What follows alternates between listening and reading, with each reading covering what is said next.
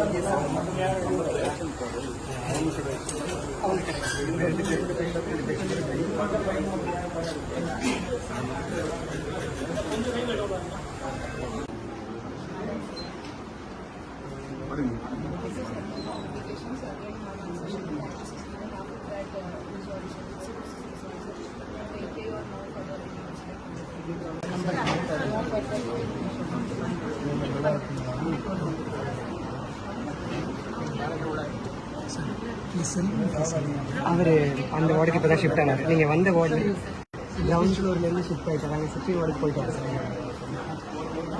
அந்த 3 பேர் இப்போ 3 பேர் sir. 16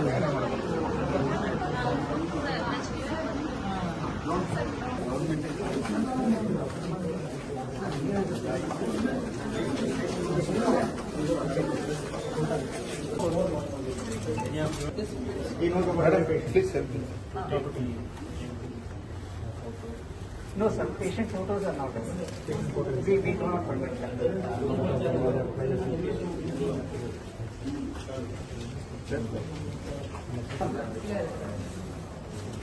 Next one is also ICU.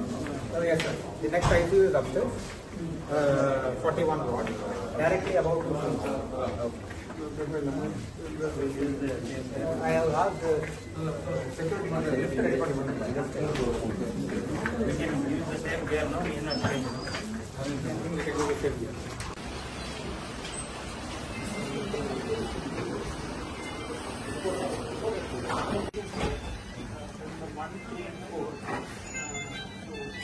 Stable now. Only thing is, otherwise he is conscious. Can respond. Mayakandan conscious. Sedation. Ventilator load fight பண்ணக்கூடாது. பேஷண்டோட fight பண்ணக்கூடாது. So அதனால தூங்கிட்டு இருக்காரு.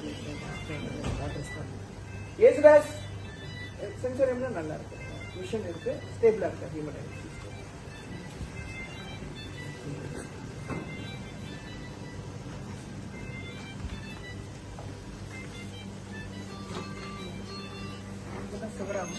இவங்க வந்து கொஞ்சம் கிரிட்டிக்கலாக இருக்காங்க.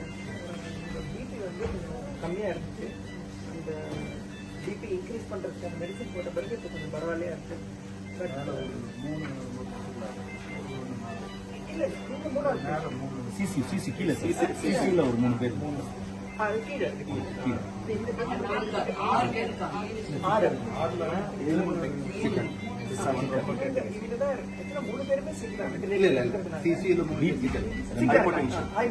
பிபி கம்மியா இருக்கு. இவருதான் 3 பேர்ல இவர் ரொம்ப சிக்கா இருக்காங்க. இவங்க வந்து பிபி இம்ப்ரூவ் ஆயிடுச்சுன்னா we can be even more sure.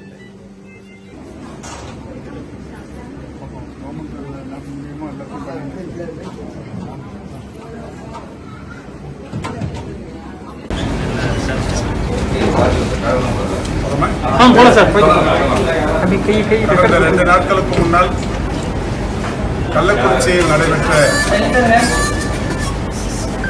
அந்த அசம்பாவிதமான சம்பவத்தால் பாதிக்கப்பட்டவர்கள் தற்போது வரை 168 பேர். அந்த 168 பேரில் 7 பெண்கள் 7 பேர், பெண்கள் 9 பேர், திருநங்கை 1. இந்த வகையில் ஒரு 168 பேர் மருத்துவமனைகளில் அனுமதிக்கப்பட்டார்கள். இந்த சம்பவம் நடைபெற்ற முதல் ஓரிரு மணி நேரத்திலேயே மாண்புமிகு தமிழ்நாட்டின் முதலமைச்சர் அவர்கள் மாண்புமிகு பொதுப்பணித்துறை அமைச்சர் அவர்களையும் என்னையும் அதேபோல் டிஎன்எஸ்எஸ்பி ப்ராஜெக்ட் டைரக்டரையும் டிஎம்இ போன்றவர்களையும் கள்ளக்குறிச்சிக்கு அனுப்பி தொடர்ந்து அங்கே அவர்களுக்கு போதுமான மருத்துவ வசதிகளை ஏற்பாடு செய்து தர வேண்டும் என்று அறிவுறுத்தினார்கள். அந்த வகையில் கள்ளக்குறிச்சிக்கு வந்து அங்கே அனுமதிக்கப்பட்டவர்களுக்கு சிகிச்சை அளிப்பது சம்பந்தமாகவும் இன்னமும் இந்த சம்பவம் நடைபெற்ற இரு ஊர்களில் வீடுகளிலேயே இருந்தவர்கள் மருத்துவமனைகளுக்கு வராமல் அவர்களை அந்த மாவட்டத்தின் டிடி ஹெல்த் என்று சொல்லக்கூடிய மாவட்ட சுகாதார அலுவலர் தலைமையிலான ஒரு குழுவை அனுப்பி வீடுகள் தோறும் சென்று கண்ணெரிச்சல், வயிற்று எரிச்சல் போன்ற பாதிப்புகளோடு இருப்பவர்களை உடனடியாக கொண்டு வந்து மருத்துவமனையில் சேர்க்கும் பணி தொடங்கப்பட்டது. அப்படி செய்த காரணத்தினால் ஒரு 55 பேர் வீடுகளில் சிகிச்சை பெறாமல் பயந்து கொண்டு அல்லது தயங்கிய நிலையில் இருந்த ஒரு 55 பேர் உடனடியாக மருத்துவமனையில் கொண்டு வந்து சேர்க்கப்பட்டார்கள். அவர்களோடு சேர்த்துத்தான் 168 பேர். இதில் இப்பொழுது வரை இறந்தவர்கள் எண்ணிக்கை 48 பேர் மரணமடைந்திருக்கிறார்கள். 48 பேரில் கள்ளக்குறிச்சி மருத்துவமனையில் 25 பேரும், புதுவை ஜிப்மரில் 3 பேரும், சேலம் அரசு மருத்துவக் கல்லூரியில் 16 பேரும், விழுப்புரத்தில் 4 பேரும் என்று 48 பேர் மரணமடைந்திருக்கிறார்கள். இதில் 3 பெண்கள், ஒரு திருநங்கை உட்பட 48 பேர் மரணமடைந்திருக்கிறார்கள். மாண்புமிகு தமிழ்நாட்டின் முதலமைச்சர் அவர்கள் நேற்றைக்கு விளையாட்டு மேம்பாட்டுத்துறை அமைச்சர் அவர்களை கள்ளக்குறிச்சிக்கு அனுப்பி அவர் வாயிலாக மரணமடைந்தவர்களுடைய குடும்பத்தாருக்கு நிவாரணம் என்கின்ற வகையில் தலா 10 லட்சம் ரூபாய்க்கான காசோலைகளை அவருடைய இல்லங்களுக்கு சென்று தர சொன்னார்கள். அந்த வகையில் மாண்புமிகு உதயநிதி அவர்கள் வீடுகளுக்கு தேடி சென்று அந்த 10 லட்சம் ரூபாய் எங்களுக்கு தந்தார்கள். ஒரு திருவண்ணாமலை, திருச்சி, சேலம், விழுப்புரம் என்று பல்வேறு மாவட்டங்களில் இருந்து கள்ளக்குறிச்சிக்கு சற்றாரக்குறைய ஒரு 67 மருத்துவர்கள் அங்கே மற்ற மருத்துவமனைகளிலிருந்து வரவழைக்கப்பட்டார்கள். அந்த மருத்துவக் கல்லூரியில் பணியாற்றி கொண்டிருக்கிற 160க்கும் மேற்பட்ட மருத்துவர்களோடு இணைந்து ஏறத்தாழ 220க்கும் மேற்பட்ட மருத்துவர்களும், செவிலியர்களும், மருத்துவம் சார்ந்த களப்பணியாளர்களும் அங்கே முழு நேரமாக 24 மணி நேரமும் பணியாற்றி கொண்டிருக்கிறார்கள். அந்த கள்ளக்குறிச்சி மருத்துவக் கல்லூரி மருத்துவமனையை பொறுத்தவரை 600 படுக்கைகளுடன் கூடிய ஒரு பெரிய மருத்துவமனை இருந்தாலும் இந்த பாதிப்புக்குள்ளானவர்களுக்கென்று பிரத்யேகமாக இன்னமும் கூட ஒரு 50 படுக்கைகள் தயார் நிலையில் இருக்கிறது. மெத்தனால் பாதிப்புக்குள்ளானவர்கள், இந்த பாதிப்புக்குள்ளானவர்களுக்கு உடனடியாக பார்வை பறிப்போகும், இருதயம், சிறுநீரகம், கல்லீரல் போன்றவைகள் எல்லாம் படிப்படியாக செயலிழக்க தொடங்கும் என்பதால் அவர்களுக்கு தேவையான அந்த சிகிச்சை முறைகளை மருத்துவர்கள் மிக சிறப்பாக செய்து கொண்டிருக்கிறார்கள். முறையாக மூக்கு வழியே பிராணவாயு செலுத்துதல், நரம்பு வழியே டிப்ஸ்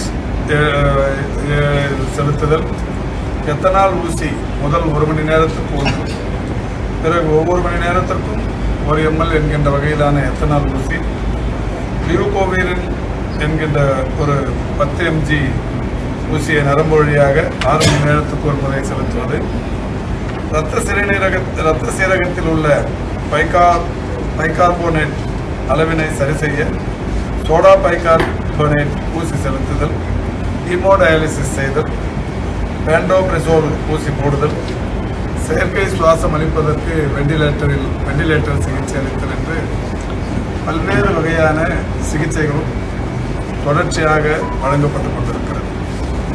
இது அந்த மது அருந்தி நீண்ட நேரமானவர்கள் அவருடைய உடல் உறுப்புகள் ஒவ்வொன்றாக செயலிழக்க தொடங்கியது என்பதற்கு பின்னாலேயும் கூட மருத்துவமனைக்கு வர தயக்கம் காட்டியதால் இதில் இறப்புகளை அதிகம் சந்திக்க நேர்ந்தது. எனவேதான் மக்கள் நல்வாழ்வுத்துறையின் சார்பில் வீடுகளுக்கே தேடி சென்று அவர்களை அழைத்து வந்து மருத்துவமனையில் அனுமதிக்க செய்கிற அந்த பணியை செய்யப்பட்டது.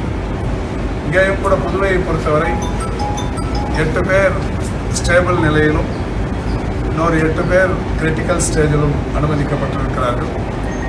அதில் ஒருவர் இன்று காலை இங்கே ஒரு நோயாளிக்கு அட்டெண்டராக இருந்தவர் அவருக்கு பாதிப்பு தென்பட்டு இங்கே அனுமதிக்கப்பட்டிருக்கிறார். அப்படியானால் அவரும் கூட 2 நாட்களுக்கு முன்னால் அந்த மது அறிந்திருக்கிறார். அதை அவர் வெளியிலேயே சொல்லாமல் அவருக்கான பாதிப்பு தெரிய தொடங்கியவுடனே அவர் இப்போது இங்கே அனுமதிக்கப்பட்டிருக்கிறார்.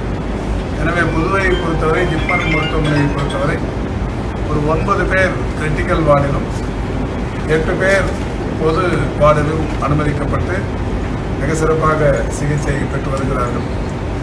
இதில் கிரிட்டிக்கல் வார்டில் இருக்கிற 9 பேரில் ஒரு 4 பேர் மிக மோசமான நிலையில் இருக்கிறார்கள். அவர்களுக்கும் கூட இந்த மருத்துவ நிர்வாகம் எல்லா வகையான சிகிச்சைகளையும் 100% செய்ய வேண்டியதை 200%ஆகவே மருத்துவர்கள் போராடி கொண்டிருக்கிறார்கள். மிக சிறப்பான வகையில் அந்த சிகிச்சை அளித்துக் கொண்டிருக்கிறார்கள். இதோடு சேலத்தை பொறுத்தவரை சேலத்தில் அங்கே ஒரு 31 பேர் அனுமதிக்கப்பட்டிருக்கிறார்கள். 23 பேர் ஸ்டேபிள் என்கின்ற நிலையிலும் 8 பேர் கிரிட்டிக்கல் என்கின்ற நிலையிலும் இருக்கிறார்கள். நாங்கள் இது முடித்து நேரடியாக சேலம் அரசு மருத்துவமனைக்கு சென்று அங்கே பாதிக்கப்பட்டவர்களை பார்க்கிறோம். மாண்புமிகு தமிழ்நாட்டின் முதலமைச்சர்கள் இன்று சட்டமன்றத்தில் இது சம்பந்தமாக எடுக்கப்பட்ட நடவடிக்கைகளை எல்லாம் மிக தெளிவாக எடுத்து கூறி பாதிக்கப்பட்டவர்களுக்கு எத்தகைய நிவாரணங்கள் வழங்கப்பட்டிருக்கிறது, இன்னமும் எதிர்காலத்தில் எந்த மாதிரியான நிவாரணங்கள் வழங்கப்படும் போன்ற பல்வேறு விஷயங்களை, அதோடு மட்டுமல்ல எதிர்காலத்தில் எத்தனால் விஷயத்தில் மிக கடுமையான நடவடிக்கைகள் எடுப்பது குறித்தும் இன்றைக்கு மிக தெளிவாக விளக்கி கூறியிருக்கிறார்கள். அந்த வகையில் மாண்புமிகு தமிழ்நாட்டின் முதலமைச்சருடைய வழிகாட்டுதலோடு தொடர்ந்து ஒவ்வொரு மருத்துவமனையிலும் அனுமதிக்கப்பட்டவர்களை பார்த்து நலம் விசாரிப்பதும் அவர்களுக்கு வழங்கப்படுகிற சிகிச்சைகள் குறித்து கேட்டறிவதுமான பணியில் ஈடுபட்டது. ஒரே ஒரு விஷயம் சார், தமிழ்நாட்டில் சம்பவங்கள் நடக்கிற போதெல்லாம் புதுவையை டைவர்ட் பண்ணி தமிழக அரசு தனது குறிப்பை தட்டி கழிக்கிறது மாதிரி ஒரு நடவடிக்கையில் ஈடுபடுறாங்க குற்றச்சாட்டு. ஏன்னா அரக்கோணத்தில் நடந்த போதும் மரக்காணம் பகுதியில் நடந்த போது ஒரு 22 பேருக்கு புதுவை தான் காரணமாயிடுச்சு. இல்லை, இன்னைக்கு சட்டமன்றத்தில் மாண்புமிகு தமிழ்நாட்டின் முதலமைச்சர் அவர்கள் பதிலுரையில் கவன ஈர்ப்பு தீர்மானம் கொண்டு வந்தது. அந்த பதிலுரையில் மிக தெளிவாக எடுத்து சொல்லியிருக்கிறார்கள். அந்த மாதிரி எதுவுமே புதுவை குறித்து பேசவில்லை. ஏற்கனவே அந்த மரக்காணத்திலும் செங்கல்பட்டிலும் நடைபெற்ற சம்பவங்களுக்கு எத்தனால் எங்கிருந்து கிடைத்தது என்று சொல்லுகிற போது ஆந்திராவில் கிடைத்தது தான் சொன்னார்களே தவிர புதுவையில் என்று சொல்லவில்லை. புதுவையை யாரும் அந்த மாதிரி, புதுவையுமே தமிழகத்தின் ஒரு அங்கமாகத்தான் நினைக்கிறோம். எனவே புதுவையை குற்றம் சாட்டி சொல்வது என்பது யாரும் அந்த நிலையை மேற்கொள்வதில்லை. இது புதிதாக இருக்கிறது. புதுவை எதிர்க்கட்சி தலைவர் எடப்பாடி பழனிசாமி கள்ளக்குறிச்சி மருத்துவமனையில் ஆய்வு செய்யும்போது போதிய மருந்துகள் இல்லை என்ற மாதிரி ஒரு குற்றச்சாட்டு. பொதுவாக ஆய்வு செய்வது பாதிக்கப்பட்டவர்களை நலம் விசாரிப்பது அல்லது வழங்கப்படுகிற மருத்துவம் சம்பந்தமான விஷயங்களை கேட்டறிவது என்பது எல்லோருக்குமே அவர்களுடைய ஜனநாயக கடமை என்றே நாங்கள் கருதுகிறோம். எதிர்க்கட்சி தலைவராக இருந்தாலும் அல்லது வேறு எந்த கட்சி தலைவர்களாக இருந்தாலும் பொறுப்போடு அப்பணியை செய்கிற போது உண்மையிலேயே வரவேற்கக்கூடிய ஒன்று. ஆனால் இதில் ஒரு பதட்டத்தை ஏற்படுத்துகிற வகையில், போன இடத்தில் ஒரு பதட்டத்தை ஏற்படுத்துவது, ஒரு குழப்பத்தை விளைவிக்கிற வகையிலான பேச்சுக்களும் அவருடைய நடவடிக்கைகளும் அமைகிற போதுதான் இது சொல்வார்களே, எரியும் நெருப்பில் குளிர் காய்வது என்று எல்லாம் சொல்வார்கள். அந்த மாதிரி இது அவருடைய பேச்சு அமைந்திருக்கிறது. அவர் நேற்றைக்கு மருத்துவமனையில் சொன்னது ஓம்பிரிசோல் என்கின்ற ஒரு மாத்திரை இல்லை இந்த மருத்துவமனையில் என்று சொன்னார். அவர் சொல்லிவிட்டு போன ஒரு 10வது நிமிடம் தான் நானும் திருமதிக்குரிய உதயநிதி அவர்களும் திரு வேல் அவர்களும் அந்த மருத்துவமனைக்கு போய் ஒவ்வொரு அந்த பேஷண்ட் படுத்து கொண்டிருக்கிற படுக்கையிலுமே இந்த ஓம்பிரிசோல் என்கின்ற அந்த மாத்திரை அங்கே அடுக்கடுக்காக வைக்கப்பட்டிருக்கிறது. அதற்கு பிறகுதான் எங்களிடத்தில் சொன்னார்கள் எதிர்க்கட்சி தலைவர் ஓம்பெருசோல் என்கின்ற மருந்து கையிருப்பில் இல்லை என்கின்ற ஒரு விஷயத்தை சொல்லி சென்றதாக சொன்னார்கள். உடனடியாக நான் சம்பந்தப்பட்ட டிஎன்எம்எஸ்சி எம்டி, அங்கே இருக்கிற டிஎம்இ, ப்ராஜெக்ட் டைரக்டர் போன்றவர்களோடு கலந்து பேசிய போது எவ்வளவு கையிருப்பு இருக்கிறது தமிழ்நாடு முழுவதும் என்று கேட்டோம். டிஎன்எம்எஸ்சியை பொறுத்தவரை ஒவ்வொரு மருந்தும் தமிழ்நாடு முழுக்க இருக்கிற மருத்துவக் கல்லூரி மருத்துவமனைகள், மாவட்ட அரசு மருத்துவமனைகள், ஆரம்ப சுகாதார நிலையங்கள், துணை சுகாதார நிலையங்கள், வட்டார மருத்துவமனைகள், மாவட்ட அரசு மருத்துவமனைகள் என்று ஏறத்தாழ 13,000க்கும் மேற்பட்ட மருத்துவமனைகள். இப்படி எல்லாவற்றிலும் எந்தெந்த மருந்து எங்கெங்கே எவ்வளவு இருப்பு இருக்கிறது என்கின்ற விஷயம் டிஎன்எம்எஸ்சியில் இருக்கிற இணையத்தில் பதிவாக இருக்கு. எனவே அவர் சொன்ன இந்த ஓம்பெருசோல் என்கின்ற மாத்திரை எவ்வளவு இருக்கிறது என்று நேற்றைக்கு நாங்கள் ஆராய்ந்து பார்த்தபோது 4,42,00,000 மாத்திரைகள் இருக்கிறது. 4,42,00,000 ட்ரக்ஸ் வந்து கையிருப்பில் இருக்கிற போது அதை இல்லை என்று சொல்லி ஒரு பதட்டத்தை உருவாக்குவது எதிர்க்கட்சி தலைவருக்கு அழகானதா என்பதை உங்களுடைய கவனத்துக்கு எதிர்க்கட்சிகள் இந்த விவகாரத்தில் அரசியல் செய்யக்கூடாது. நேற்றைக்கு அவர் செய்ய முனைந்திருக்கிறார். உடனடியாக நாங்கள் அதற்கு நேற்றைக்கே பதில் சொல்லிவிட்டோம். அந்த படுக்கையில் இருந்த மருந்தை எடுத்து காட்டியே மரியாதைக்குரிய பொதுப்பணித்துறை அமைச்சர் அவர்கள் பத்திரிகையாளரிடத்தில் காட்டினார். இதுதான் அவர் சொன்ன ஓம்பெருசோல் என்று. இப்பொழுது 4,42,00,000 இருக்கிறது. அவருக்கோ அல்லது வேறு யாருக்கோ கூட தமிழ்நாட்டை பொறுத்தவரை எந்த மருத்துவமனையிலாவது இந்த ஓம்பெருசோல் இருக்கிறதா என்கின்ற சந்தேகம் இருந்தால் நேரடியாக போய் பார்த்து தெரிந்து கொள்ளலாம். தமிழ்நாட்டில் தற்போது இருக்கக்கூடிய லஞ்சம் பெற்றுக்கொண்டு தமிழக மதுவிலக்கு சார் லஞ்சம் பெற்றுக்கொண்டு மது வருவதற்கான வழிவகை செய்யறாங்கன்னு சொல்லிட்டு ஒரு கூட்டணிகளுக்கு எம்பி ரவிக்குமார் இருக்காங்க சொல்லியிருக்காரு. எந்த அளவு விசாரணை அவர்கள் இருக்கோ இந்த நேரத்தில் யார் எல்லாருமே எதையாவது சொல்லுவாங்க. ஆனால் இப்போ அந்த மாதிரி என்ன நடந்திருக்குங்கிறத ஆராய்வதற்கு தான் தமிழ்நாட்டின் முதலமைச்சர் சிபிசிஐடி உத்தரவிட்டிருக்கிறார். சிபிசிஐடி விசாரணைக்கு உத்தரவிட்டிருக்கிறார். இதையும் தாண்டி கோகுல்தாஸ் என்கின்ற ஒரு மாண்புமிகு நீதியரசரை வைத்து ஒரு தனி விசாரணை ஆணையத்தை அமைத்திருக்கிறார். அதையும் கடந்து மாவட்ட ஆட்சித்தலைவர் இடமாற்றம், மாவட்ட காவல் கண்காணிப்பாளர் பணியிடை நீக்கம், 10க்கும் மேற்பட்ட உயர் காவல் அலுவலர்கள் பணியிடை நீக்கம் என்று பல்வேறு வகையான கடுமையான நடவடிக்கைகள் எடுக்கப்பட்டிருக்கிறது. இப்படி எடுக்கப்பட்டிருக்கிறது. இது மட்டுமல்ல, இந்த இப்போது இவர்கள் சொன்னதெல்லாமும் கூட விசாரணையில் இருக்கிறது. யார் சொன்னதையும் எளிதாக கடந்து போய்விட முடியாது. ஆனாலும் இவர்கள் சொன்ன எல்லா செய்திகளையும் விசாரணை ஆணையத்திற்கு நிச்சயமாக இவர்களும் வந்து சொல்வதற்கான வாய்ப்பு இருக்கிறது. அப்போது அவர்கள் அங்கே வந்து சொல்லி அதற்கான ஆதாரங்கள் இருந்தால் சொல்லி நிரூபிக்கலாம். இதில் யாருக்கும் மாறுபட்ட மரக்கான சம்பவம் அதனாலதான் வந்து இந்த சம்பவம் நடந்ததுன்னு சொல்லிட்டு ஒரு கூட்டத்தில் இருக்கிற ரவிக்குமார் சொல்லியிருக்காரு. இன்னைக்கு அவர் சட்டமன்றத்துக்கு வந்திருந்தாருன்னா மரக்காணத்திலும் செங்கல்பட்டிலும் எந்த மாதிரியான நடவடிக்கைகள் எடுக்கப்பட்டது என்பதை மாண்புமிகு தமிழ்நாட்டின் முதலமைச்சர் அவர்கள் இது சம்பந்தமாக வந்து மிக தெளிவாக இன்றைக்கு சொன்னார்கள். அந்த மரக்காணத்தில் நடைபெற்ற இந்த சம்பவத்தை பொறுத்தவரை அங்கே நடவடிக்கை எடுக்க தொடங்கி எத்தனை வழக்குகள் போடப்பட்டிருக்கிறது, எத்தனை பேர் மீது குண்டர் தடுப்பு சட்டம் போடப்பட்டிருக்கிறது என்கின்ற செய்திகளை சொன்னார்கள். அந்த வகையில் அதை அப்போவும் சிபிசிஐடிக்கில் தான் ஒப்படைச்சாங்க. இந்த வழக்கை பொறுத்தவரை 2 மாவட்டங்கள் தொடர்புடையது. அந்த 2 மாவட்டத்தில் 21 குற்றவாளிகள் கைது செய்யப்பட்டு 8 குற்றவாளிகள் குண்டர் தடுப்பு சட்டத்தில் சிறையில் அடைக்கப்பட்டிருக்கிறார்கள். காவல்துறை அலுவலர்கள் 16 பேர் மீது ஒழுங்கு நடவடிக்கை மேற்கொள்ளப்பட்டது. காவல்துறை அலுவலர்கள் 16 பேர் மீது ஒழுங்கு நடவடிக்கை, 21 குற்றவாளிகள் கைது, 8 பேர் குண்டர் தடுப்பு சட்டம். இது எல்லாமே நீங்கள் சொன்ன மரக்காணத்தில் செங்கல்பட்டில் நடைபெற்ற விஷயத்தில் நடைபெற்றது. இது இன்றைக்கு மாண்புமிகு தமிழ்நாட்டின் முதலமைச்சர் அவர்கள் தெளிவாக சட்டமன்றத்தில் சொல்லியிருக்கிறார்கள். இந்த உரையின் நகல் நிச்சயமாக இன்று மாலைக்குள் திரு ரவிக்குமாருக்கு கிடைக்க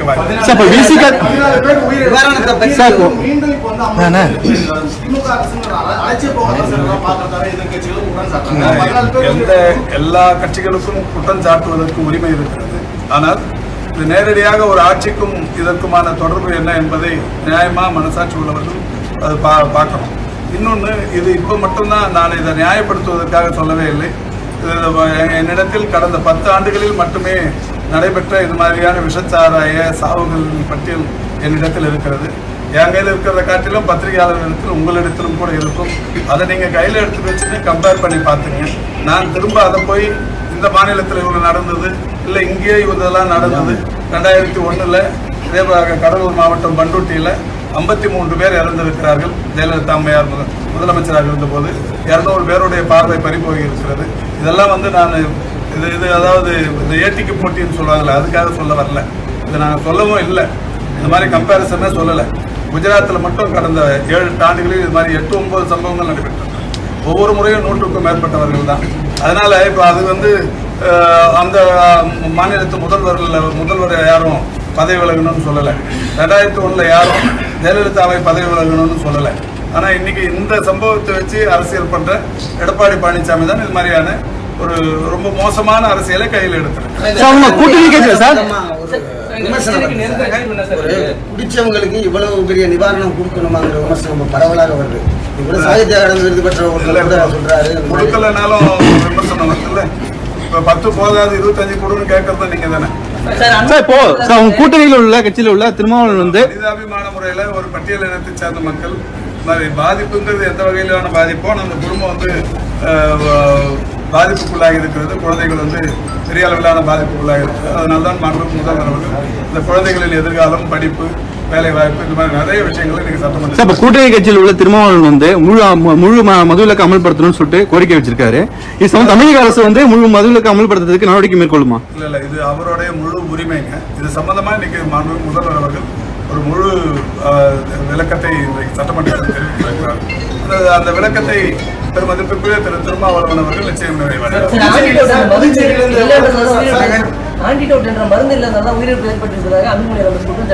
இல்லைங்க, இப்போ அவர் டாக்டர் தானேங்க. எந்த மருந்து இல்லைன்னா உயிரிழப்பு ஏற்படுங்கிறத வந்து பொதுவெளியில சொல்லுங்க. இப்ப நான் தான் இப்ப சொன்னேன் என்னென்ன மாதிரி ட்ரீட்மெண்ட் கொடுத்துன்னு சொன்னேன். ட்ரீட்மெண்ட் கொடுக்குற விஷயத்தையே வெளிப்படையா தமிழக அது அவர் போய் அவர் யாரையாவது மருத்துவர்களை அனுப்பி எந்த மருந்து இல்லைங்கிறத அவர் ஆராய்ந்து. தமிழக அரசு தற்போது இருக்கக்கூடிய நடவடிக்கை கள்ளச்சாராயம் தொடர்பான தடுப்பு நடவடிக்கை இப்ப எடுத்துட்டு இருக்காங்க. இந்த சம்பவம் நடக்கிறதுக்கு முன்னாடியே எடுத்திருந்தாக்கா இது சம்பவங்கள் நடந்திருக்காது. இதுக்கு முன்னாடி ஏன் சார் எடுக்கல அப்படின்ற விஷயத்துக்காக இதுக்கு முன்னாடி வெளிப்படையாக தெரிஞ்சு அந்த கல்வராயன் மலையில ஏராளமான முறை இந்த கள்ளச்சாராயத்தை அழிக்கிற வீடியோ காட்சிகள் நாங்களும் பார்த்துருக்கோம், நீங்களும் பார்த்துருக்கீங்க. இது தெரியாம நடக்கிறதா யாருப்போ உங்களுக்கு தெரிஞ்சுதான் நீங்க சொல்லி இப்போ ரொம்ப ஸ்ட்ரிக்டா எடுக்கிறீங்க நடவடிக்கை. ஆனா இதுக்கு முன்னாடி நடந்ததுனாக்கா இதே சம்பவம் நடந்திருக்காதுல்ல. உங்களுக்கு எல்லா பிரான்ச்சும் இருக்கு, ஒவ்வொரு ஊர்லயும் நிர்வாகம் இருக்காங்க. உங்களுக்கு தெரிஞ்சுதான் நீங்க முதல்ல சொல்லிருக்கலாம். தெரியாம போனதுதான். அது வந்து விசாரணை வலயத்துக்குள்ள இருக்குதுங்க. அதாவது விசாரணைக்குன்னு சிபிசிஐடி பண்ணி நிற்கிறாங்க. அந்த விசாரணை யாரை பண்றாங்க, ஏன் பண்றாங்க, இது பண்ணலாமான்லாம் நம்ம கொஸ்டின் பண்ண முடியாது. பண்றாங்க, பண்ணி முடிச்சதுக்கு அப்புறம் என்ன நியாயமோ இருக்கு.